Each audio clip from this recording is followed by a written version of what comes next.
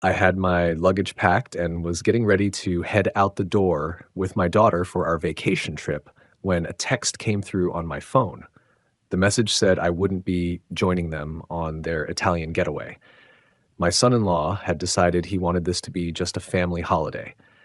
They ended up taking only his mother and father along with them, leaving me at home by myself. This happened right after I had covered the costs for their brand new home, so I immediately stopped all the mortgage payments and put the house up for sale. You're going to be shocked when you hear what went down after they returned from their trip. Before we continue, please subscribe to stay updated on our latest stories. I was in my bedroom carefully folding up my go-to travel shirt when I heard my cell phone vibrating on the bedside table. The soft blue cotton material felt nice in my hands as I worked out the creases, already picturing myself wearing it to that cozy restaurant Celeste had discovered close to the Vatican. My travel bag was spread open across my bed like it was waiting for an adventure, already halfway packed with the outfits I had picked out, especially for our Italian trip. I had checked the weather forecast and it was showing clear, sunny conditions in Rome, absolutely perfect for all those walking tours I had researched and printed out, then stuffed into my carry-on bag. While I was trying to decide between my brown leather dress shoes and my comfortable walking tennis shoes, I found myself quietly singing along to an old Frank Sinatra song. Our plane tickets to Leonardo da Vinci Airport were sitting right there on my nightstand beside my passport, both looking fresh and official, with just 4 hours left before we were supposed to take off. My chest had that familiar feeling you get before traveling, that mix of excitement and butterflies that always comes before a big trip. Then, my phone started buzzing again. I could see Celeste's name lighting up the screen. I put down the shirt I was holding and grabbed my phone, thinking she was probably calling with some last-minute flight information or maybe reminding me about where we were supposed to meet up at the airport. But what I read instead made my blood turn to ice water in my veins. The text said I would not be accompanying them to Italy. Her husband had decided it would be better if this vacation remained just for family members only. I read those words one time, then I read them again, and then a third time with my thumb just hanging there over the screen, like maybe if I stared at it long enough, the message might somehow change into something different. I was still holding that sweater I had been about to fold, and my brain was having trouble making sense of what I was looking at on that screen. Just family members only. Those words kept playing over and over in my head like a song stuck on repeat. But I was her father. I was the one who had planned out this entire trip. I was the one who had purchased all the airline tickets, spent hours researching the best restaurants, and created our whole travel schedule during all those late evening planning sessions at my kitchen table. What was supposed to make sense about family members only, when the person getting that message was your own dad? I dropped down onto the edge of my bed with the open suitcase still sitting there next to me. My hands were shaking just a little bit as I managed to type back the only thing I could think of to say. I just wrote back, okay. The disappointment felt like it was settling into my chest like a heavy rock. I looked around my bedroom and saw all the things I had gotten ready for a vacation that wasn't going to happen anymore. There were all those travel-sized bottles of shampoo and toothpaste lined up on top of my dresser. All those guidebooks were sitting there with their yellow sticky note bookmarks, marking all the places we had been planning to visit together. The brand new camera I had bought just for this vacation was still sitting in its original box, unopened. I closed up my suitcase, taking my time with each motion, being very deliberate about it. Every snap of those metal clasps echoed through the quiet bedroom with a sense of finality. Then I picked up my phone and called the airline, listening to that annoying hold music while I waited to speak with someone about canceling my reservation. The woman who helped me was nice about it and handled everything quickly and professionally. She said, "I'm really sorry to hear your plans changed, Mr. Brennan," and I found myself wondering if she could pick up on the disappointment that was probably obvious in my voice. After I hung up, I went and sat down in my living room, just staring at all those travel brochures that were spread out across my coffee table. The house seemed more empty than it usually did, quiet in a way that made my ears feel like they were ringing. From outside, I could hear Mrs. Holloway's dog barking at something off in the distance, that sharp, insistent sound cutting through the suburban quiet.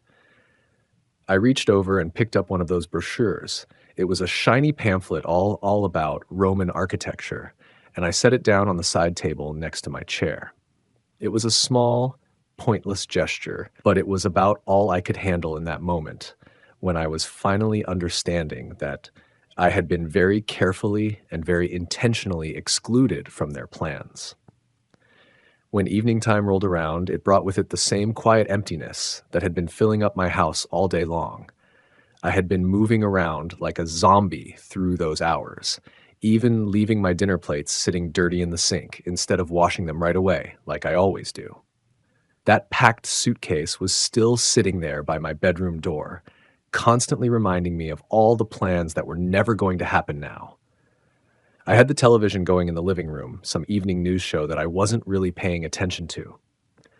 I kept picking up my phone for no real reason, just scrolling through random stuff, feeling restless, and making my fingers fidget against the screen. I figured maybe checking Facebook might help distract me from this empty feeling I had in my chest. I scrolled past Mrs. Fairbanks's pictures of her cat, some recipe posts from the ladies in my book club, and political stuff that I didn't feel like reading. The familiar blue light from the screen was actually kind of soothing in my living room as it was getting darker outside. That's when I spotted it. Darian's parents were standing right there in front of the Coliseum, both of them smiling big at the camera with that look tourists get when they've found the perfect spot for a photo. The caption underneath said, "Beginning of the best family vacation ever." The timestamp showed it had been posted just 2 hours earlier. My thumb stopped moving above the screen. Maybe they had taken a different trip, or maybe this was just an old picture they decided to post now. My heart started beating faster as I clicked on the profile to look at more pictures. And there it was. Same location, same time, but this photo had 4 people in it. Darian's parents, Darian and Celeste, all of them grouped together in front of some Roman cafe near the Trevi Fountain, with wine glasses sitting on the table behind them. Celeste had written a caption that made my stomach feel like it was falling through the floor. It said, "So grateful for family time in the Eternal City." I counted the faces in that photo with fingers that were starting to shake. 1 person, 2 people, 3 people, 4 people. That word, family, felt like it was burning itself into my brain like a hot iron. I put the phone down on my coffee table with their happy faces still glowing up from the screen. I got up and walked over to my kitchen window, looking out at my neighbor's house where I could see warm lights shining from their windows. Families spending the evening together. The feeling of being betrayed hit me like ocean waves, with each one hitting harder than the one before it. I grabbed my phone once more, telling myself maybe I had gotten it wrong somehow. Maybe those pictures would show something different if I looked again. But there they were, still posted with recent timestamps, their faces still beaming with that carefree joy. All 4 of them together in that city I had been dreaming about visiting, enjoying the vacation I had put together, following the travel plan I had spent hours researching. I went back over to my kitchen window and caught sight of my own face looking back at me in the glass, pale and with dark circles under my eyes. Behind my reflection, I could still see their group picture glowing on my phone screen, their joy mixing with the image of me standing there alone. The difference between us was sharp and hurt to look at, like a picture that showed me exactly what my place was in their idea of what family meant. I had barely gotten any sleep at all, just lying there tossing around in bed while pictures of their vacation kept flashing through my mind every time I closed my eyes. When morning finally came with that dull gray light creeping in through my bedroom curtains, I knew I had to get some answers. I couldn't just let this go without finding out why this had happened. My coffee cup was trembling a little in my hands as I sat there at my kitchen table, going over in my head what I was going to say to Celeste. With the time difference, it was already afternoon over in Rome, which made it the perfect time to call. I took a long, deep breath and punched in her number, listening to that expensive sounding international ringtone. It rang 3 times, then 4 times. Then I heard her voice, sounding happy and upbeat. "Hey there, Dad." I could hear all kinds of noise in the background. Darian talking, street sounds, all that busy atmosphere you get in an Italian city. "I need to understand something," I said, getting right to the point. "What's that?" She sounded like she wasn't really paying attention, probably looking at some tourist attraction or store window. "I saw those pictures on Facebook. Darian's mother and father are right there with you guys." There was a pause, and it went on for a long time. Then when she spoke again, her voice had changed and sounded like she was getting ready to defend herself. "Dad, we can talk about this and explain everything. You told me it was just for family members only. So what does that make me then?" Now her voice was getting colder. "Listen, Darian said you can be too much to handle. He didn't want you messing up his vacation." That phrase, "too much to handle," felt like someone had punched me in the stomach. Messing it up? I'm the one who planned this whole trip. I'm the one who bought all the tickets. And Darian's mother and father paid for their own way. They don't expect us to look after them all the time. All the time. Those words just hung there in the air between us like she was accusing me of something. "I helped support you too when that was something you decided to do?" She cut me off. "We never asked you to make us feel guilty about it." I could hear Darian laughing about something completely different in the background. His voice sounded relaxed and like he had no idea what we were talking about. Hearing that sound made my teeth clench together. "To be honest with you, Dad," Celeste kept going, and her voice was getting harder with every word she said. "Darian was right about this. You need too much attention." My phone felt like it weighed a ton in my hand. "I get it now. Good. We'll have a conversation when we get back home." "I understand." I ended the call without saying goodbye. I put the phone down very carefully on the table. That phrase, "need too much attention," kept repeating in my head like some kind of terrible song. I found myself walking to my home office, pulled there by some feeling I couldn't put a name to. Every wall was covered with family pictures. There was one of me teaching Celeste how to ride her bicycle, her college graduation ceremony picture, her wedding day when I walked her down that aisle with tears of happiness running down my face. My hands slowly closed into tight fists as I looked at all these images of a relationship I had apparently been completely wrong about. In one picture, I was holding baby Celeste, both of us smiling for the camera. My reflection in the glass showed an older man now, tougher looking, with something cold starting to grow behind his eyes.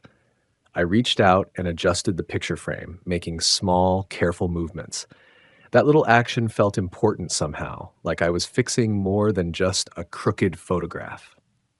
I stayed there in my office after that phone call, surrounded by all the proof of what I had thought was love, but was apparently just me being useful. Every single photo on that wall was telling a story I was only now starting to understand the right way. There was the wedding photo where I walked Celeste down the aisle. I had spent $42,000 on that day, making sure every detail was perfect because I wanted her to be happy. The college graduation picture was there too. I had taken care of her student loan payments when Darian couldn't find any work after his own graduation. The house hunting photos were spread out across my desk. I had co-signed their mortgage paperwork when the banks wouldn't give them approval on their own. Christmas photos showed all those expensive presents under trees that I had purchased. Birthday parties where my gifts got opened last, almost like they had forgotten about them. Every memory was adding more weight to my chest, a pressure that kept building up and made it hard to get enough air. I opened up my desk drawer and took out bank statements and receipts I had been keeping out of habit. The down payment money for their house, $95,000 that came out of my retirement savings. Money I had been putting away for my own future. Car payments I had taken over when Darian lost his first job. Credit card bills I had paid when they couldn't make their monthly payments. The vacation savings account I had been building up for years. Money that had ended up buying their plane tickets to Italy. But it wasn't only about the money.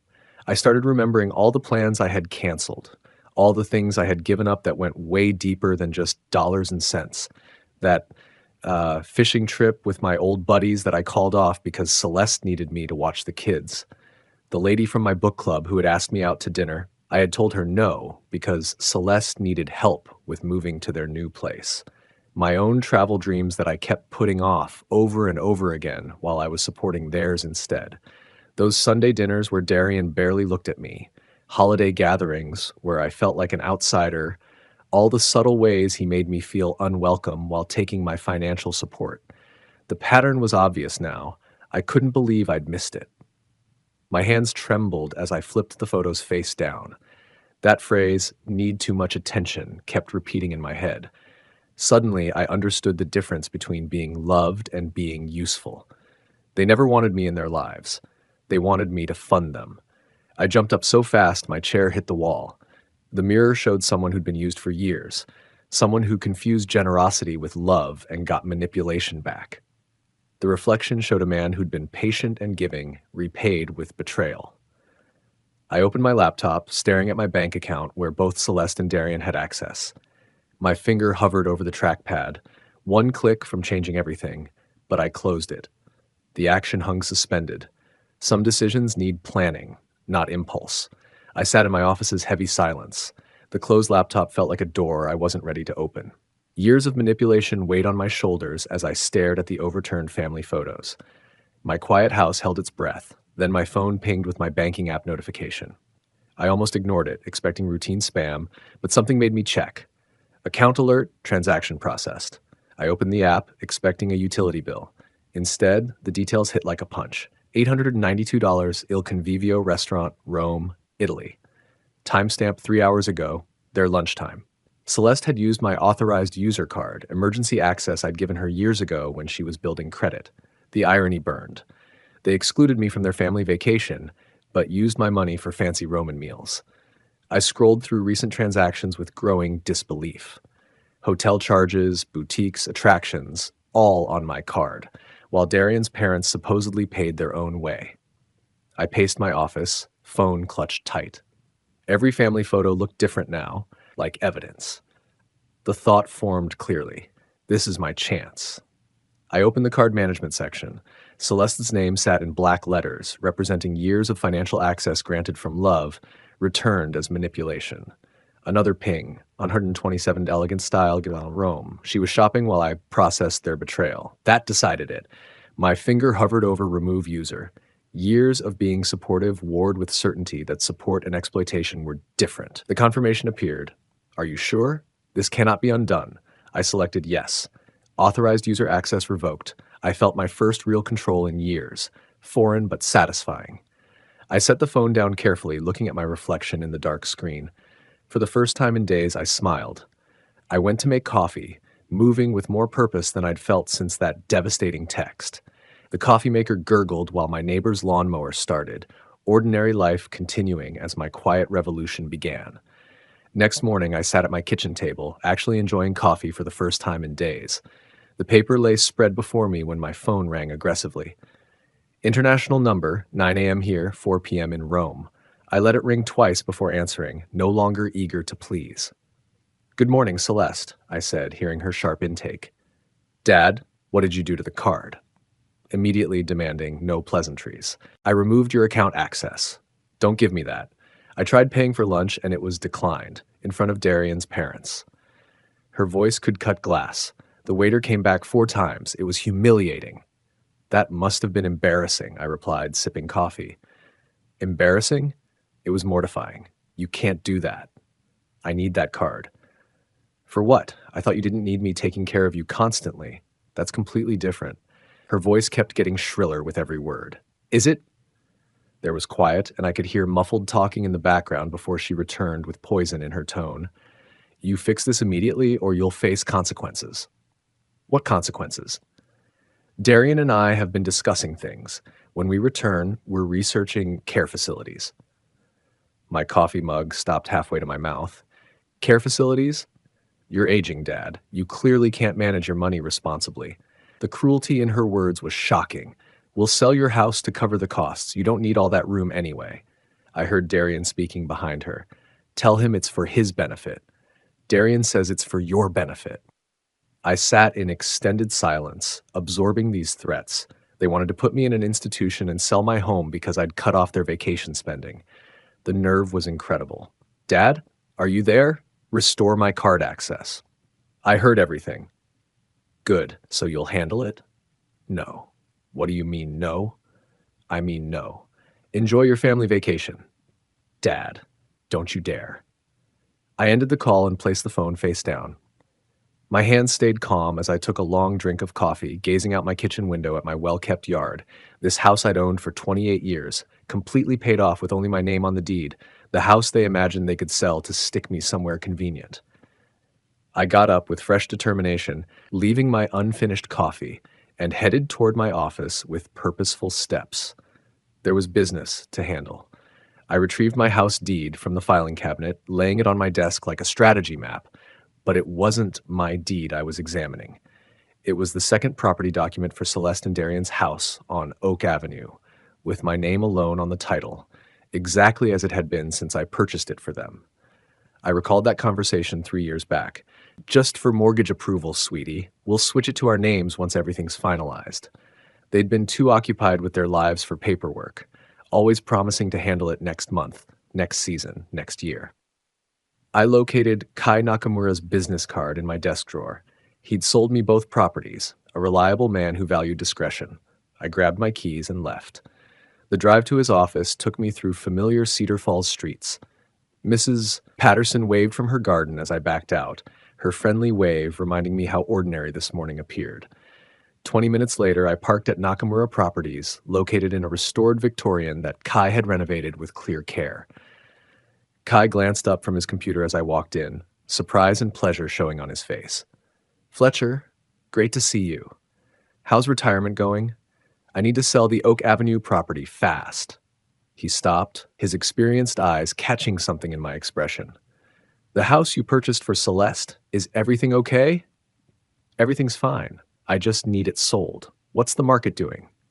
Kai turned to his computer, accessing comparable sales with professional skill. Market's strong right now. Properties like that in that area, $205,000, maybe $215,000. The figure pleased me. I'd paid $148,000 3 years ago. How fast are we talking? Kai asked. ASAP. Price it to sell. He pulled out listing forms, inspection schedules, his movements practiced and comforting. We'll need photos, possibly some staging. I can have my crew there tomorrow. The house has current occupants. Oh, will Celeste coordinate the showings? Celeste's in Italy. I have keys. Kai seemed slightly puzzled, but professionally accommodating. We covered listing price, commission, closing schedules. I signed the listing contract, my signature confident in, and final. I'll begin marketing right away, Kai said. In this market, we might have offers within days. We shook hands and I valued his professionalism, how he avoided unnecessary questions. Walking to my car, I felt lighter than I had in days. Classical music from my radio filled the quiet as I drove slowly through downtown Cedar Falls, viewing my hometown with fresh perspective. At a red light, a young family crossed the street, father holding a toddler, mother with a stroller. I remembered when Celeste was that age, before everything became about money and manipulation and what I could provide instead of who I was. I pulled into my driveway and sat briefly, looking at my mailbox with Brennan painted in faded letters. The name felt different now, meaningful again. I walked up my front steps, keys jingling, a sound promising more changes ahead. Inside, I opened my laptop to find an email from the real estate service. Property listed successfully appeared on screen, and I felt satisfaction seeing those words. But more work remained. I opened a new browser tab and searched Moving Services Cedar Falls, Iowa.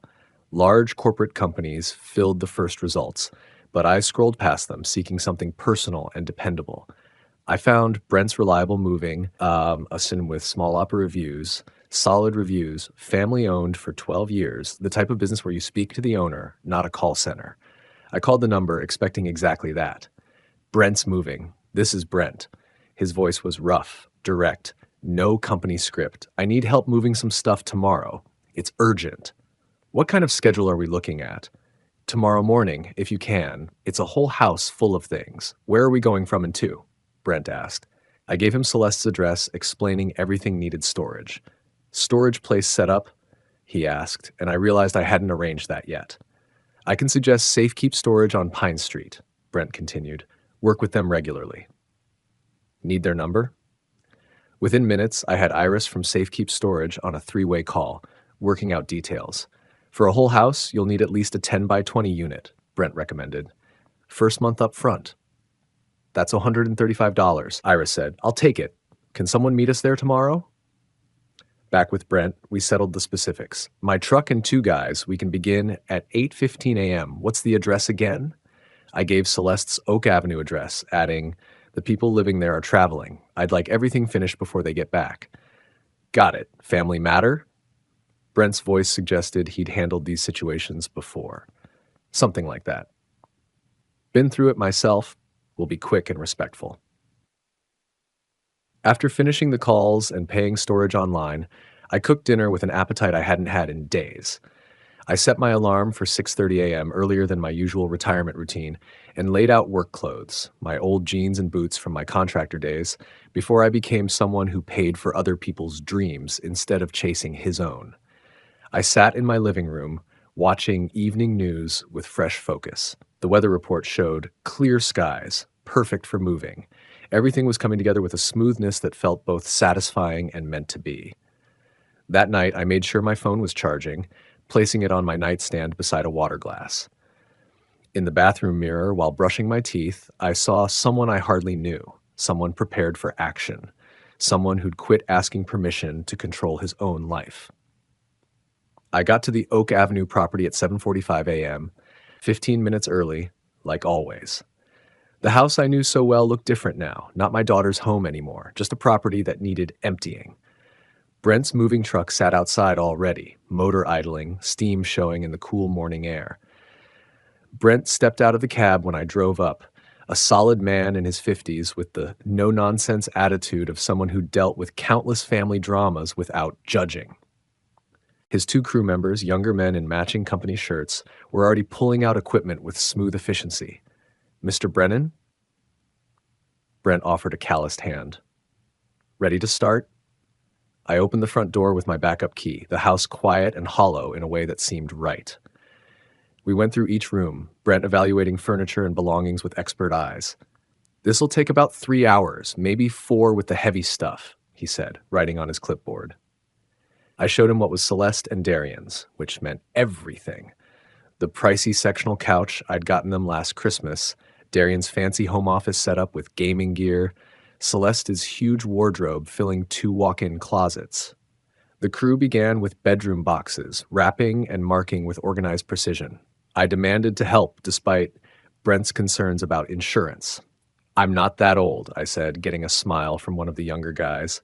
Soon I was hauling boxes marked Celeste's books and Darian's sports gear, feeling odd satisfaction watching their stuff get packed away so systematically.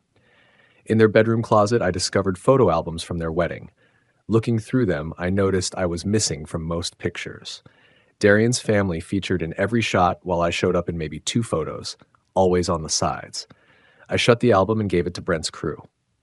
Room after room, we cleared expensive things I'd forgotten buying them. Designer purses, electronics, the leather dining room set I'd bought for their first anniversary. My back began hurting, but I kept going, powered by purpose I hadn't felt in years.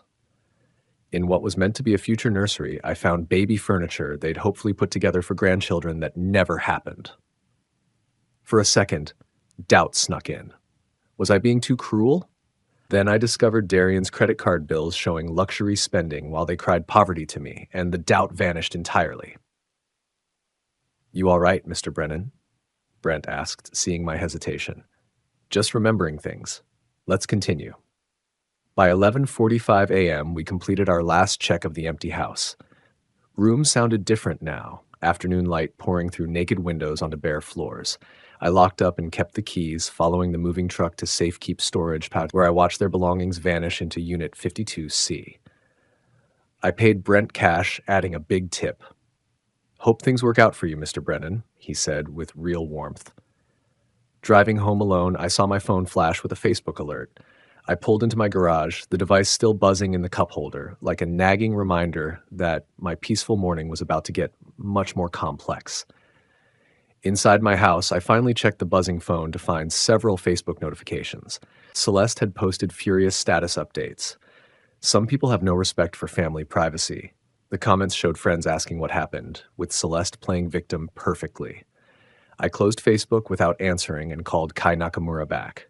Fletcher, excellent news. Kai sounded thrilled. We have a serious buyer. Cash offer. This fast? Young couple. Just moved here for jobs. They love the area. He paused dramatically. Offer is $208,000. Higher than expected. The number pleased me. When do they want to close? That's the thing. They want to close right away. They could move in this weekend if we can manage it. I looked at my calendar. Today was Thursday. This weekend? They're in a corporate apartment, month to month. Very eager buyers. Kai's excitement was catching. Can you do fast closing? I can have documents ready by tomorrow. Make it happen. Friday morning found me at the title office, signing documents with careful precision. I met the buyers, Caspian and Nora Mercer, early 30s. The type of optimistic young couple that reminded me of Celeste and Darian before bitterness set in. We love what you did with the yard, Nora said during our final walk through the empty house. I didn't mention it wasn't my yard work. It's perfect, Caspian said, taking the keys. We can move in tomorrow morning? The bank transfer alert appeared on my phone. $208,000 minus realtor fees meant $192,000 profit. I'd turned my fatherly gesture into a solid business success. Saturday morning, I chose to drive by the property one final time. I arrived to see a U-Haul in the driveway, Caspian and Nora directing movers with contagious enthusiasm. A baby crib was going inside, young family beginning fresh in a house that had witnessed too much disappointment. I parked across the street, watching Nora plant flowers in the garden while Caspian built a swing set in the backyard. My phone rang with an international number, and I answered, just as a taxi pulled up to the house. The timing couldn't have been more perfect. Celeste climbed out of the taxi first, looking worn out from all that traveling, but instantly becoming alert when she saw what was happening in front of her. Darian handled paying the cab driver, and I watched his face go from being puzzled to completely alarmed as he took in the sight of that U-Haul truck and these strangers standing in what he thought was his own driveway. Hey, excuse me, Darian called out to Nora, who glanced up from where she was working in the garden with that friendly, curious look people get when they're interrupted. What exactly are you people doing in our house? Caspian stepped into the doorway, holding some official-looking paperwork in his hands. Your house? I think there might be some kind of misunderstanding here. I climbed out of my own car and walked steadily toward this whole scene that was unfolding, reaching into my jacket pocket to pull out an envelope I had prepared. Celeste caught sight of me standing there, and I watched her facial expression change from confusion to understanding to absolute rage in the space of about 3 seconds. Dad, what the hell is going on here? Why are there complete strangers moving around in our house? Celeste's voice had that razor-sharp edge to it that I had grown so tired of listening to over the years. Caspian and Nora gave each other those worried looks that people exchange when they suddenly find themselves in the middle of someone else's drama, and Nora was still gripping that gardening trowel in her hand like she might actually need to use it to defend her new home.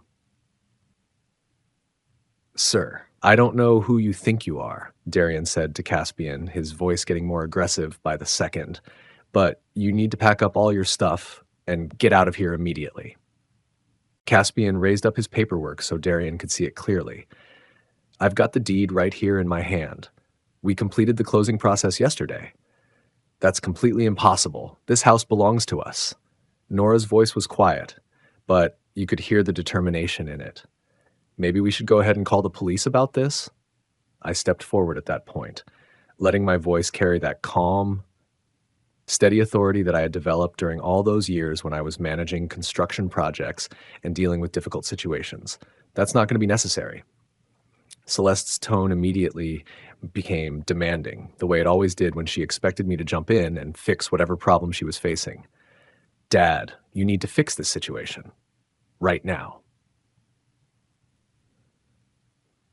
I spoke to Caspian and Nora first, because they were the innocent parties in all of this mess. I'm truly sorry for all this confusion you're having to deal with. Please go ahead and continue with moving into your new home.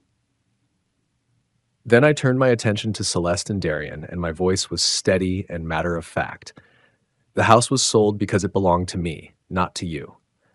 Darian's face started turning that deep red color that meant he was getting really angry. What do you mean it belonged to you? That doesn't make any sense. If you check the original deed documents, you'll see it was never actually transferred into your names like you thought it was. Celeste's voice rose up to that familiar shrieking pitch that could probably shatter glass. You can't just go ahead and sell our home out from under us like this. I can absolutely sell my own property, I replied in an even tone, which is exactly what I did. This is nothing but theft, plain and simple. We're going to sue you for everything you're worth. Darian was practically screaming at this point, his face getting redder by the second. With what money are you planning to do that? I seem to remember that your credit cards got declined when you were living it up in Rome. Caspian leaned over and whispered something to Nora, and she nodded her agreement before they both started heading toward their front door. Their front door now, not Celeste and Darian's anymore. Please, just go inside and don't worry about this, I told them calmly. This whole situation doesn't concern you at all. Celeste's voice took on that desperate, frantic quality that I remembered from when she was a little girl and didn't get her way. Where are we supposed to live now? Where did you put all of our things? I held out the envelope that I had been carrying in my jacket pocket. Darian practically lunged forward and snatched it out of my hand, tearing it open with fingers that were shaking from anger. He read the contents out loud in a voice full of disbelief. Safe Keep Storage Facility, Unit number 52C, Pine Street location. Storage? Celeste's voice actually cracked when she said it. You took our entire life and put it in some storage unit? I made sure everything was preserved carefully and safely. The first month's rent has already been paid in full. Darian crumpled up the paper in his fist like it was garbage. This whole thing is completely insane. You can't do something like this to your own family. Real family doesn't exclude their own fathers from family vacations and call them needy. That's a completely different situation and you know it. Is it really, though? Darian took a step closer to me, trying to use his physical presence to intimidate me the way bullies do. We're going to fight this in court. We're going to challenge every single thing you've done. The sale is completely legal and above board. The property was mine from the very beginning. Celeste's voice changed again, taking on that manipulative tone that she had perfected since she was a child whenever she wanted something from me. How could you possibly do something this cruel to your own daughter? I looked at her for a long moment, really studying her face. How could you do what you did to your own father? Nora came back out of the house at that moment, and there was genuine concern written all over her face. Is everything going to be all right out here? Everything is perfectly fine, I assured her with a smile. I hope you and your husband enjoy your beautiful new home. Celeste and Darian were left standing there on the sidewalk, still holding their fancy Italian luggage in their hands, looking exactly like lost tourists who had somehow wandered into the wrong person's life story.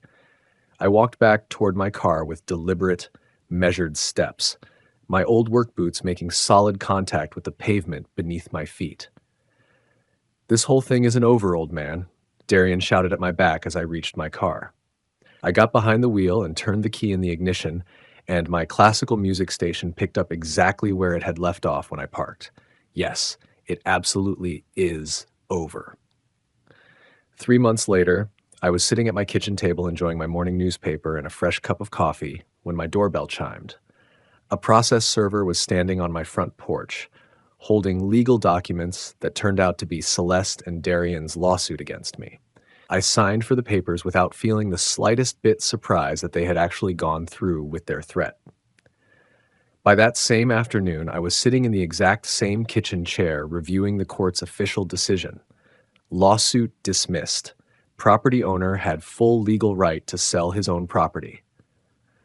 The judge had been extremely thorough in his review and completely unsympathetic to their various claims and arguments. Darian and Celeste were now responsible for paying their own attorney fees, which I imagined was going to be quite expensive for them. My own lawyer called me within an hour of the ruling. Clean victory, Fletcher. They don't have any grounds whatsoever for an appeal. The local newspaper even ran a small article about the whole situation. Family property dispute officially resolved. I filed all the paperwork in my new folder that I had labeled Legal Victory, and then I simply moved on with my day like it was any other day. The town's gossip network had been working overtime for months, buzzing with talk about the whole situation. When I stopped by the coffee shop, I couldn't help but overhear some of the conversations happening at nearby tables. I always thought that son-in-law of his seemed like an entitled brat. Other people were saying things like, Fletcher Brennan worked hard his entire life building up what he had. He deserved so much better treatment than what he got from those two. There were some disapproving voices that muttered things like, family should always stick together no matter what. But I had finally learned how to let other people's opinions just roll right off me, like water rolling off a duck's back. When I ran into Kai Nakamura at the hardware store a few days later, he asked me, how are you holding up with everything that's happened? I'm doing better than I ever expected I would. That afternoon, I went to the pet store I had spotted months earlier. Ranger, a 3-year-old golden retriever, needed a new home because his family was relocating overseas. He's been with a family, great with people, enjoys car rides, the owner told me. And I crouched down and Ranger came right over, his tail wagging like he'd been waiting just for me. The bond was immediate. Ranger seemed to sense my loneliness, and I recognized his need for someone who wouldn't leave him behind. An hour later, Ranger was riding in my passenger seat, head hanging out the window, both of us driving towards something different. That first night, he slept beside my bed, and for the first time in months, neither of us was alone. With Ranger lying at my feet, I looked up travel trailers online. Best RVs for senior travel brought me to articles about freedom and adventure. At RV lots, salespeople were happy to help. I test drove a 28-foot Airstream, the right size for one person and a dog who had already claimed the front seat before we even finished the paperwork. I used my second car's trade-in value plus my savings to buy it completely. Ranger took to RV living right away. We mapped our route. National parks, small towns, places I'd always wanted to visit but had put off for family duties. The morning we left Cedar Falls, my house was ready for a long absence. I had arranged mail holding and asked neighbors to check on the property. Loading the trailer, I packed camping equipment, Ranger's gear, and one photo album with pictures of Celeste as a child, before disappointment changed us both. Ranger could sense adventure ahead, his excitement spreading to me as I started the engine and checked the trailer hitch. We drove through Cedar Falls one final time, past familiar spots that seemed smaller now. Going by Oak Avenue, I saw Caspian and Nora's kids playing in the yard. The house was finally filled with the happiness it was designed for. The highway sign said Montana, 850 miles. Ranger had his head out the window, my hand firm on the wheel, both of us finally free. That evening, we pulled over at a scenic overlook in Montana. I set up a camping chair as the sun dropped behind the mountains, coloring the sky in orange and purple shades I'd never stopped to appreciate before. Ranger settled next to me, peaceful and faithful, wanting nothing more than friendship. For the first time in years, I was exactly where I was meant to be. To hear the next story, click the box on the left. And as always, thank you for watching.